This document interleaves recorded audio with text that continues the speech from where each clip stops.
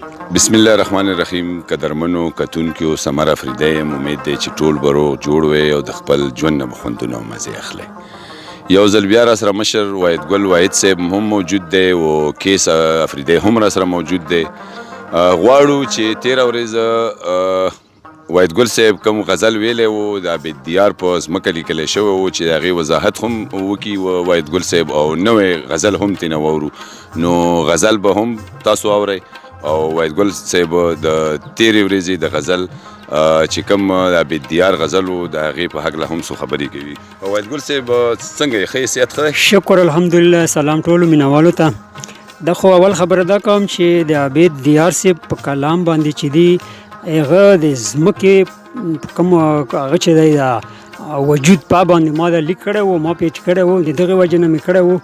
الان کې ما 50 کاله د شاعري هغه د تقاضا ده، داسې شی خو په کار هم نه وي، خو ما چې کړی دی د دغې بنیاد خبره دا وه چې دا ټیک ټاک له په 3-4-5 رنګونو کې ما اورېدلی و، په شربت کې او په مختلف شیانو کې ما اورېدلی و. دا د ده په ځمکه باندې ما دا کلام لیکلی د عبید دیار صاحب. د کلام مطلب ده چې د دومره لویې تباهۍ خبرې چا ونه کړي. واه واه واه واه، د دومره لویې تباهۍ خبرې چا ونه کړي، خلک ګونګیانو د ګرانې خبرې چا ونه کړي. ډېر ښکلی بیا وایه جي. د دومره لویې تباهۍ خبرې چا ونه کړي، خلک ګونګیانو د ګرانې خبرې چا ونه کړي. او د غوړو ټیم به ما ملګرو په شپېته اغوستو. واه واه. د غوړو ټیم به ما ملګرو په شپېته اغوستو، ګوره د هغې نرخنامې خبرې چا ونه کړې. بیا د غوړو ټیم به ما ملګرو په شپېته اغوستو، ګوره د هغې نرخنامې خبرې چا ونه کړې. او هر څه چې اخلې ورته جاړې به په چغو چغو. واه. هر څه چې اخلې ورته جاړې به په چغو چغو، د دې ظالمې نرخنامې خبرې چا ونه کړې. واه بیا جي. هر څه چې اخلې ورته جاړې به په چغو چغو، د دې ظالمې نرخنامې خبرې چا ونه کړې. او خلک لګیا دي د خانانو صفتونه کوي.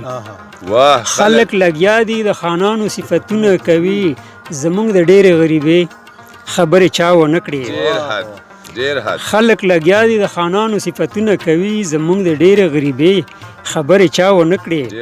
او څوک چې راځي په دې چوکۍ نو مونږ په غم اړوي.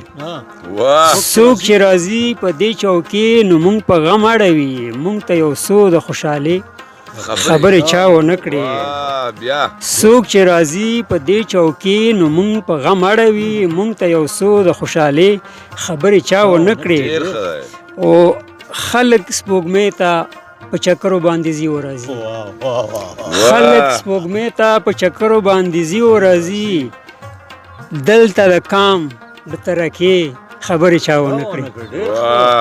خلک سپوږمۍ ته په چکرو باندې ځي او راځي، دلته د کام د ترکې خبرې چا ونه کړې. او په زړه یوه او په خوله بله درته وایي په سټیج. په زړه یوه او په خوله بله درته وایي په سټیج، په دغه خاوره د ټاګې خبرې چا ونه کړې. په زړه یوه او په خوله بله درته وایي په سټیج، په دغه خاوره د ټاګې خبرې چا ونه کړې. واحده هر څوک چې راځي نو مونږ له زړه وچوي.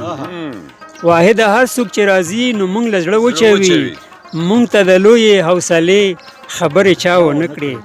او دومره د لویې تباهۍ خبرې چا ونه کړې، خلک ګونګیان دي د ګرانې خبرې چا ونه کړې.